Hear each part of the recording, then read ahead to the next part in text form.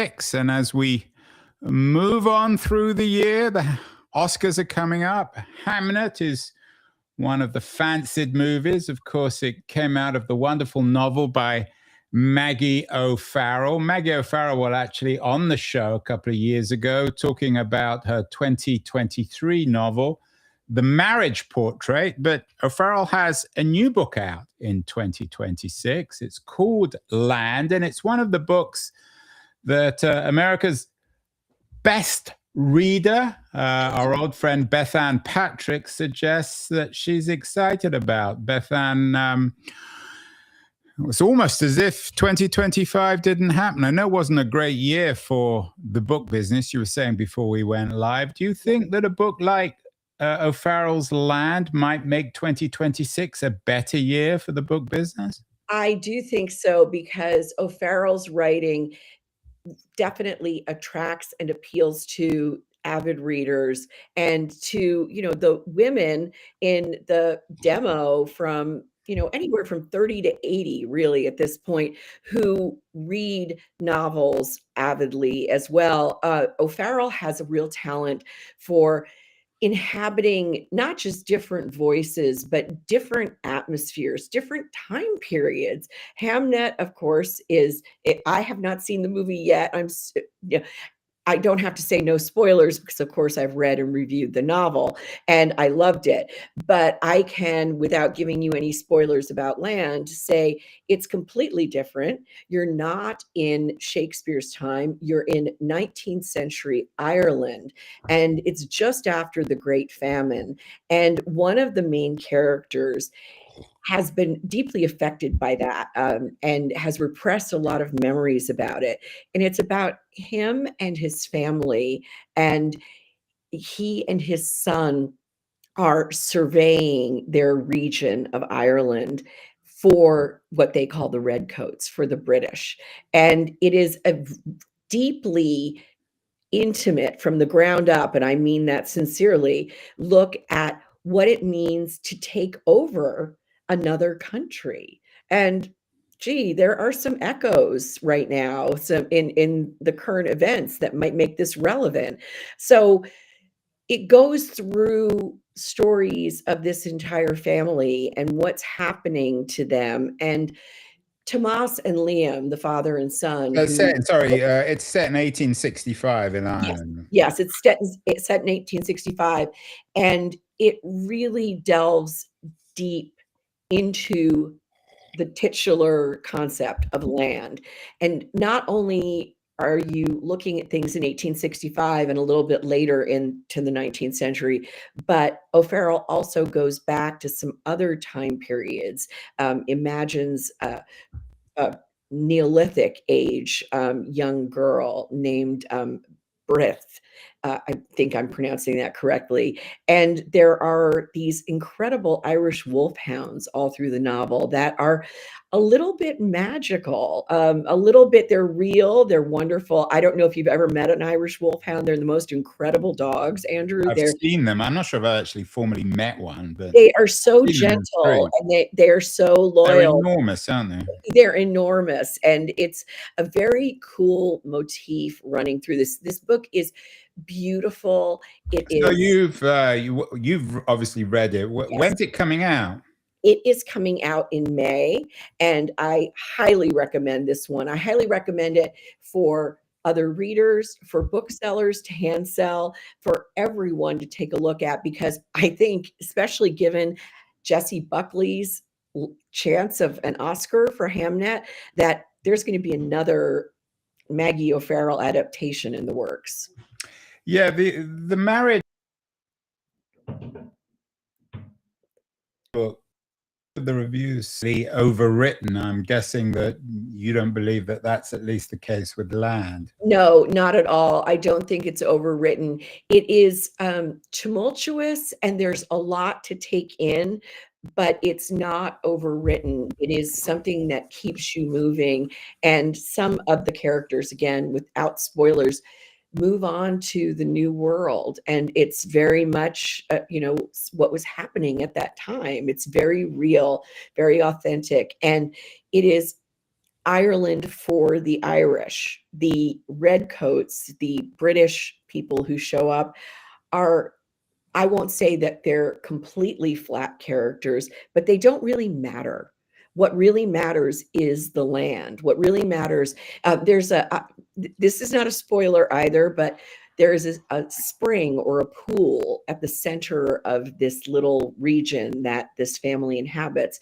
And it does have some qualities that are slightly magical or mysterious, if you will. And that is very cool because it feels as if you're in an entirely different place with entirely different rules.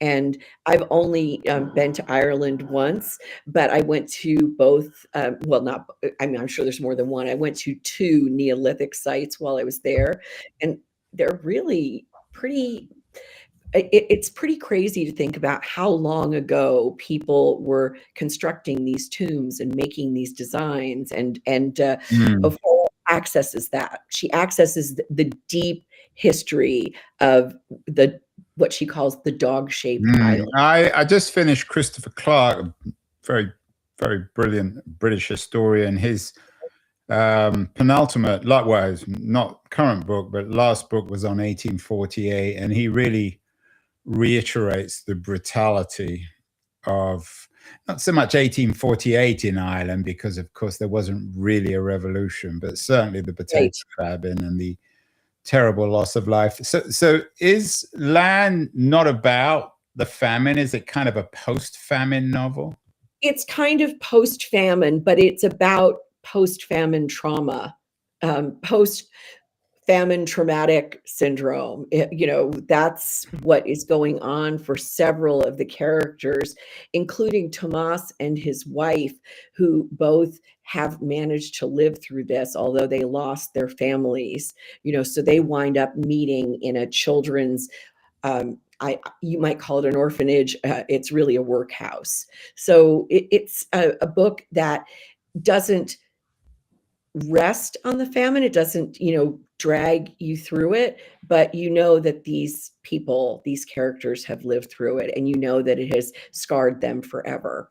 I assume, Bethanne, that given the resurgence of nationalism, especially right-wing nationalism in Europe, that O'Farrell touches on the attraction of land in terms of identity, but perhaps also some warnings about that. And obviously, given Irish history, religious divisions as well. Well, absolutely. There is quite a bit about religion, especially because one of the characters does decide to become a priest. And that's a fairly fascinating thread, not only about why he ultimately realizes he decided to do it, but also where he ends up and what he winds up doing. So the element of the church is in there, and there is a really viciously cruel Viscount and his family who have a huge manor house on the hill overlooking this this area, which is never completely specified. And that's a fascinating choice on O'Farrell's part, Andrew, because she is getting so granular about how you map and how you survey land and how you mark it. And, you know, Tomas, the father, is really angry because he can't put words and terms on the map in Gaelic. He has to use English. And that is against everything, you know, he believes in. So she also brings in the idea of in imperialism and colonialism through language and culture. But as you were just saying, the idea of nationalism, it never really gels. And O'Farrell kind of opens you up to the idea that it really is the land, and just the land as it's proscribed, or as it's, you know, geographically isolated. That's all that Irish people care about. That's very simplistic, right? And I'm not saying that that's what she meant to do, but it's for a purpose. It's to immerse you as the reader in the idea that there are places that become so important to us as humans, so important to our identity and to our meaning, and to our sense of self, that even when we travel an ocean and go somewhere new to a different country, that is still deeply within us. And someone said to me recently, gosh, I guess the Irish people had to have a diaspora, because how much soul can you have? How much emotion can you have in one country? And again, that's simplistic too, but I think it imbues land. And I think that's going to really appeal to readers. The idea that a nation isn't necessarily about its commerce and its productivity, that a nation is about places that feed and nourish people's souls. From fiction to nonfiction and from Ireland to Mississippi, one of your nonfiction picks is by Jesmyn Ward on Witness and Respect. Interesting Yes, title. it I is. know that she wrote something on Witness and Respect in Vanity Fair about her Well, you loss of stole her my husband. line. Is this Respair, of course, is Jesmyn Ward's resurrection of a somewhat archaic word about the repair that comes after despair. So it is a real word. She didn't, this is not a neologism. And that powerful, powerful Vanity Fair essay she wrote about her husband's very early death from COVID. He was just 33 years old. They had 3 children, and it was terrible. She says in the essay, you know, he was gone within 15 hours of getting to the hospital where they went to try to get him, you know, revived and resuscitated. So this is a collection of her nonfiction writings, and Ward is one of the few people to have won a National Book Award twice. Her writing is remarkable. It's crystalline, it's perfection. You know, her novels are models of what novels should be. They have meaning, they have style, they have substance, they have everything in them. Her imagination is incredibly rich, but also incredibly compassionate. And is it so rooted coming back to the Mississippi angle here? I'm not suggesting that Mississippi and Ireland are the same places, but they have stuff in common. yeah, Is they there sure do. is this collection of essays rooted in place as much as O'Farrell's novel Land? I would say, and it's not just Mississippi, because of course, for Ward, it has a great deal to do with New Orleans. Salvage the Bones, her absolutely stellar novel, which was the first novel of hers to win the National Book Award, is all about the aftermath of Hurricane Katrina. So for her, although she's from Mississippi, I think it's really the American South, and the American South that is absolutely tormented by, embroiled in, and constantly fighting against the racism that is just built into the foundation of our country. And Ward, as a Black woman, there's no one who is let off the hook in her work. There are people who do terrible things for good reasons. There are people who do good things for terrible reasons, and the rest of the gamut. This book, with her shorter pieces, I think is really important right now, because it's important for us to remember. And I have, you know, 3 books of nonfiction, 3 books of fiction. I know we're going to talk about the others, but this is a collection where you can see the thought that goes behind truly great fiction. Are That all the essays connected? No, they're not. They're just all very different things that she's written. It's all sorts of different lengths, and different topics, but it's all very important writing. And as I was saying,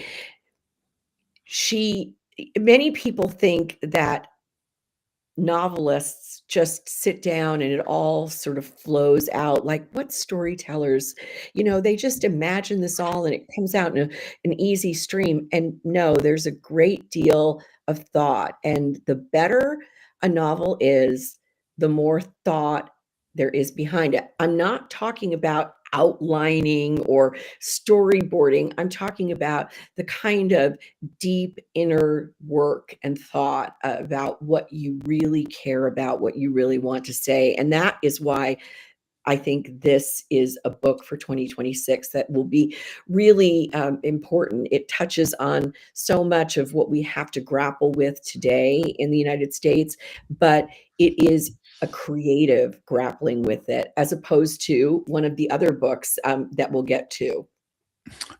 Yeah, and of course, 2026 is the 250th anniversary of the Republic. And I have to admit, I was slightly surprised that you chose a book by a kind of mainstream heavyweight American historian, John Meacham, American Struggle. Was that your concession to the 250th year anniversary, Bethanne? Oh, no, it's not a concession. And it's because, listen, Meacham, to me, he's an interesting guy. He is probably, much more personally and professionally conservative than I am. And this is not a concession. This is another collection, but it's not a collection by Meacham. It's a collection of other people's writings. It is speeches and letters and essays and testaments and documents to show that here we are. And Meacham is anti-Trump, okay? Meacham is not a fan of the current administration. But he wanted to show that struggle isn't unknown to our nation, and it also isn't linear. You don't solve something and then it's solved forever. And for instance, he shows that there were people, in the 19th century speaking out against racism, speaking out for abolition. But then in the 20th century, we had to have civil rights activists speaking out against these things. And so, for instance, he's got testimony of Fannie Lou Hamer at the 1964 Democratic National Convention, because going back to Mississippi for a moment, Jesmond Ward's home, there was in 1964 terrible voter suppression and brutality against voters of color. And so there's everything in here, from Abigail Adams's letter, the famous letter to John Adams, Remember the Ladies. So there's feminism, there is racism, there is argument about what the republic should be, there is wartime writing, and what do we do, is dissent treasonous, that sort of thing. So no, it's not a concession. It is because these are primary source documents, Andrew, and I thought this is one that is worth, this is worth librarians and teachers and all sorts of people being able to say, let's pull this out and let's show people some of these documents that might, if not collected, not get in front of younger readers. Yeah, we've all heard, of course, of John Meacham as one of the best-selling, best-known American historians. Right. Most of us have heard of Jesmond Ward, and of course, we've all heard of Maggie O'Farrell through Hamlet. But your second novel, I have to admit, I hadn't heard of David Bierwald. This is his first novel. He's a songwriter, musician, performer, and composer. So tell me about Bierwald and why this is an interesting new novel. So David Bierwald is not just any old musician. He actually had a song, I think Come Away With Me, from Moulin Rouge, from Baz Luhrmann's movie, that won a Grammy. He was the person who started the Tuesday Night Music Club that Sheryl Crow named her first album after. He has worked with Joni Mitchell. He's worked with all these incredible A-list, double A-list Sheryl musicians. Crow, Hans Yes. Zimmer, Yes. Baz Luhrmann, but that doesn't make him a good writer, right? Here's the interesting thing. He is a songwriter. He's a musician, yeah, Yeah. but he's primarily a songwriter. That has made him a good writer, I'm telling you. And so here he is in his mid-60s with a debut novel that is absolutely, it's called The Fire Agent. It is fire. This is a 600 plus page book that is incredible. It's family history. His grandfather, Ernst Berwald, was a young German who was sent to an elite boys' school where the boys were trained under a Japanese sensei to be very disciplined. And he was sent to be the purported sales director of IG Farben in Tokyo. Oh dear. Okay. Oh dear is right. This is a novel that spans continents, decades, the breadth of human experience. There is a very sexy throuple going on, and we're talking in the 1920s. Okay, this is not, the thruples of the 21st century. There is so much going on in this book, and it's all based on fact. The novel has all kinds of photos in it that are from the Berwald family archives, and it is fascinating. It's World War II, but it really goes all the way from the end, from the beginning to the end of the war, to the bombs dropped on Japan, and to the OSS turning into the CIA. So there are characters in here, everyone, there are Japanese nobles, there are politicians, there are Germans, there's Wild Bill Donovan of the OSS. It is, you won't know it's 600 pages. And the IG Farben angle, given their involvement with the camps, is that dealt with? Oh, it's very much part of this. And in fact, I don't think it's a spoiler to say that Ernst Berwald, who is, the protagonist for much of the book, has to decide, am I going to continue to work for this company, or am I going to betray my country? And it would be a spoiler to tell you what he chooses, but it is absolutely fascinating.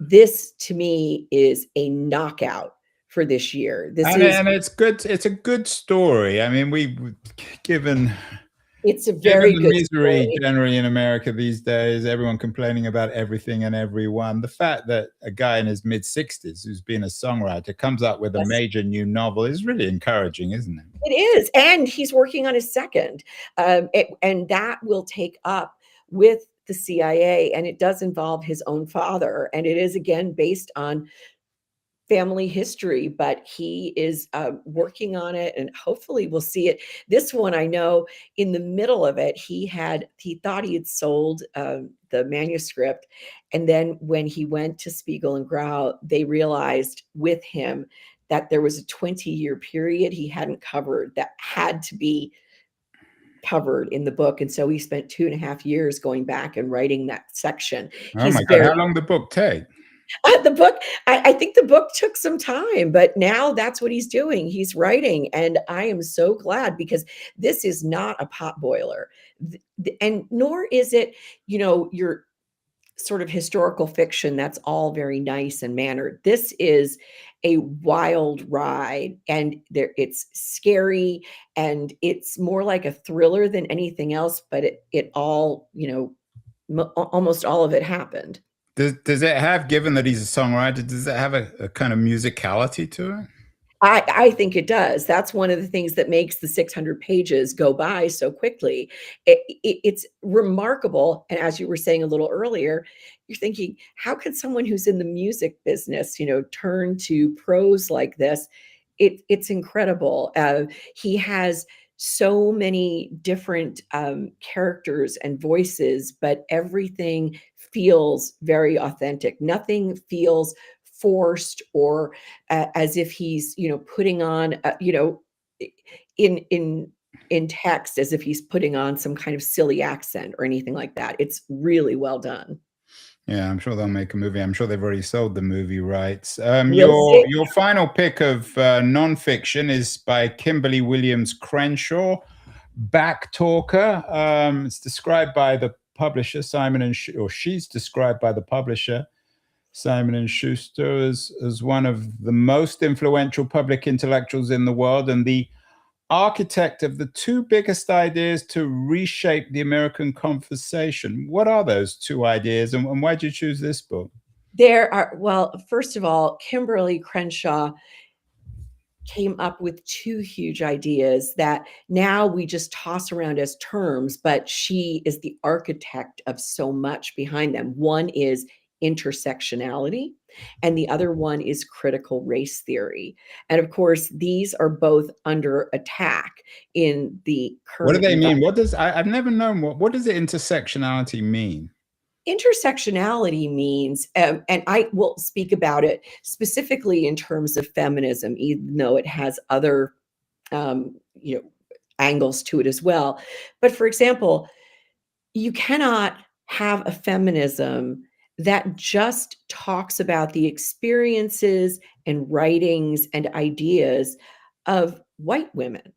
There are things that are highly upsetting to a privileged white woman like me that a woman of color has a completely different experience of, because of upbringing, because of education, because of resources. And Crenshaw has really developed this into a field. It's taking social identities, and we all have so many, and saying, how are these identities related to the dominant power structures in our society? And I think that is something that took way too long to be discussed. And people tried, over the years to discuss it, but Crenshaw had the wherewithal to bring it to the forefront of academia. And then, of course, critical race theory is about how dominant power structures influence things as well. And so intersectionality says, if you are a woman and you're Black, and maybe you're also Latinx, and then maybe you're also a single parent, how do all of these things work together to shape your worldview and what you need? And critical race theory, talk about, I used the word simplistic earlier. Crenshaw is so much smarter than I am. She's incredible. But what I love about this book and why I wanted to put this in here, Andrew, is it's a memoir from Crenshaw. She's written some incredible books, and they are accessible. She's a great writer. Her writing is not filled with academic gobbledygook or sententiousness. But here she has a book, a memoir in 3 parts: raising a backtalker, becoming a backtalker, and being a backtalker. And she starts out with a very early experience. She had great parents, and part of their great parenting was they backed her up whenever something in her world seemed unjust, seemed unfair, and she was questioning it. They didn't say, don't question authority. They didn't say, are you sure you didn't get that wrong? They said, okay, our daughter says this didn't work. And so she gives the example of I believe it's a kindergarten teacher, it might be a first grade teacher, who lets one girl in the classroom every week act the part of Thorn Rose in a sort of fairy tale that the teachers made up. And little Crenshaw, wants to be Thorn Rose. And you see her agony and her sorrow as the school year goes on, and she never gets chosen. And she'll say, me, I want to be Thornrose. And so finally, the last week of school, the teacher picks her, the bell rings, and she can't be Thornrose. Mrs. Williams marched right back to school with little Kimberly Crenshaw and said to the teacher, guess what? The beginning of the next school year, my daughter's going to be Thornrose, and you're going to put on this entire little whatever fairy tale or play. And so she learned at her parents' knees the fact that you can speak truth to power and you can affect change. And it is a marvel of a memoir. It is so. It sounds very much, and correct me if I'm wrong, very much of an American narrative here. It is very much of an American narrative, and I think it's an American narrative that, needs to be paid attention to right now. It's just, again, this is one of those books I can imagine lots and lots of booksellers hand selling to readers. This is terrific. And finally, another perhaps American book. This is your final fictional pick by Yep. Chang-Rae Lee, A Tender Age. Tell me about this book. Chang-Rae Lee was a Pulitzer Prize finalist, so Yes. better known than David By Award. Why did you pick this? You're very strong on fiction. I am strong on fiction, and that's my great love. Chang-Rae Lee is one of our finest novelists, and I would put Chang-Rae Lee right up there with Jesmyn Ward, and I absolutely revere her writing.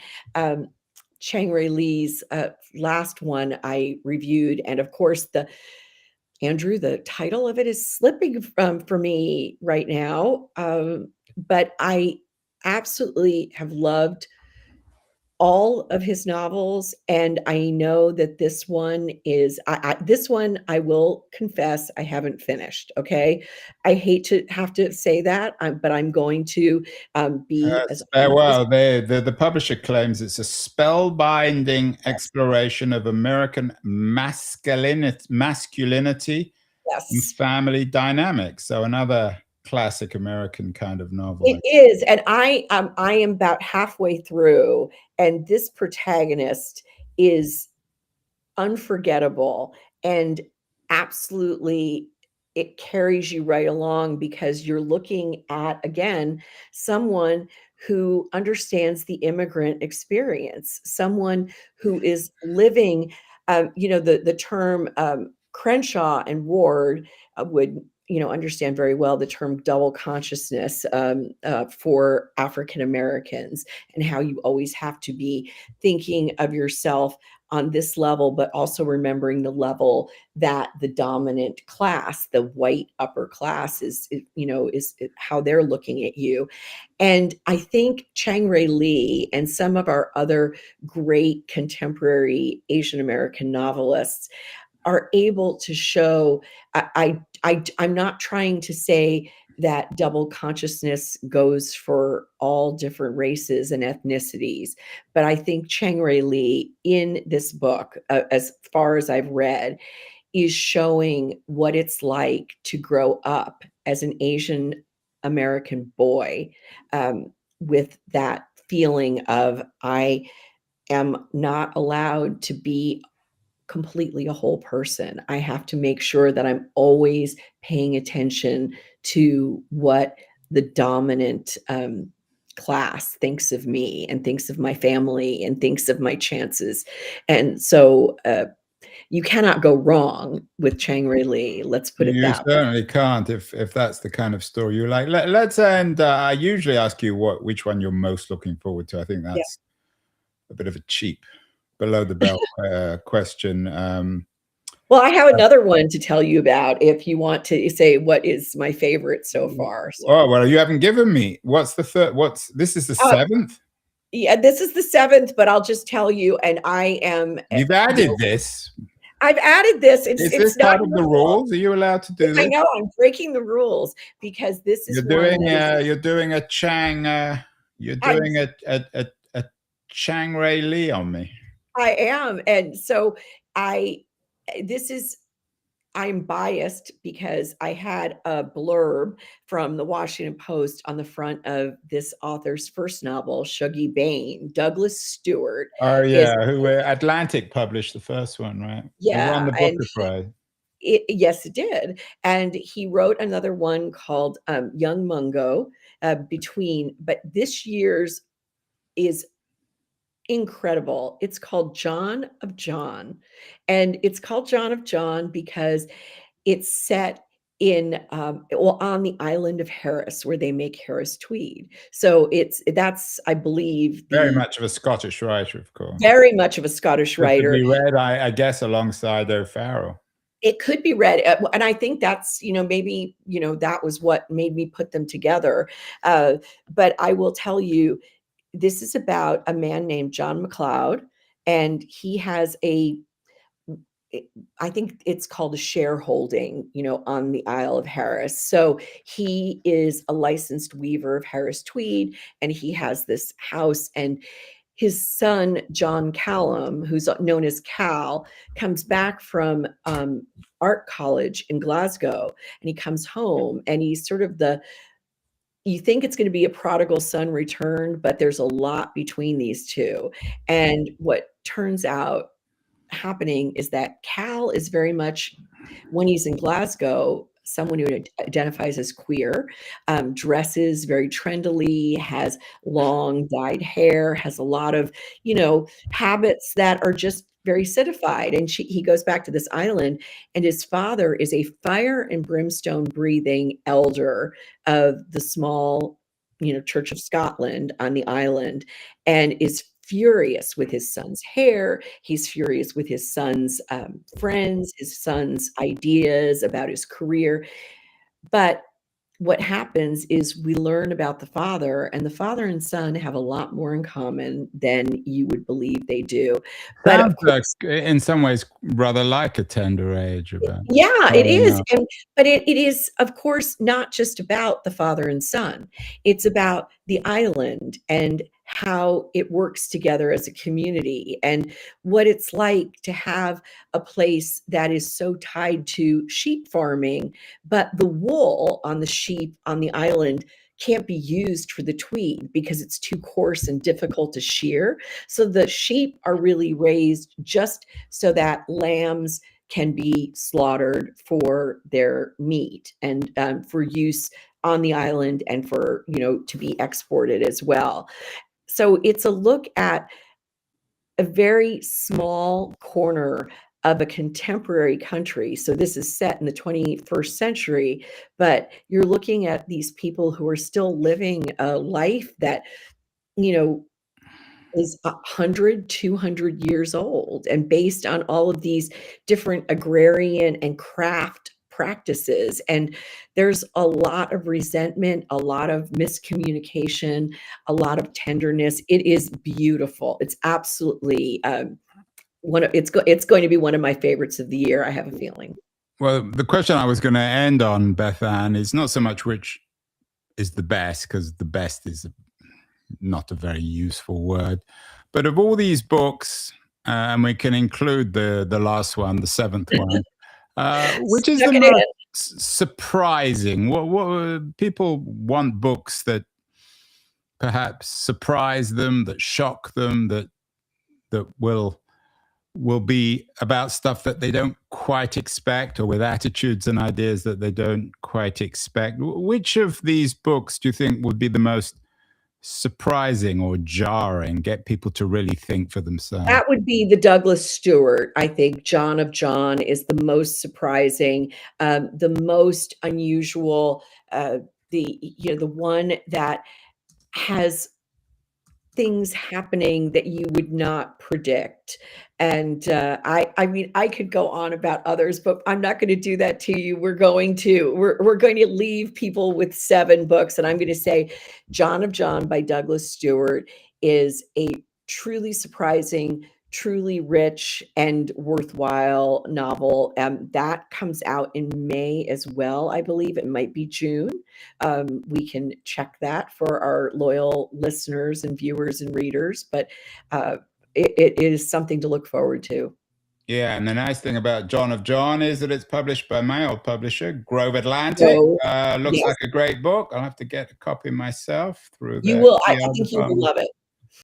Maybe we can get Douglas Stewart on the show. Well, Bethanne, as always, a real pleasure and honor. You bring so much wisdom and scope and passion to your reading. Thank you so much. And we will talk in the not too distant future, because there are many, many more books in 2026. There's Yes. the American anniversary, there's the World Cup, many other things happening this year, which will, I think, trigger all sorts of interesting books. So thank you so much.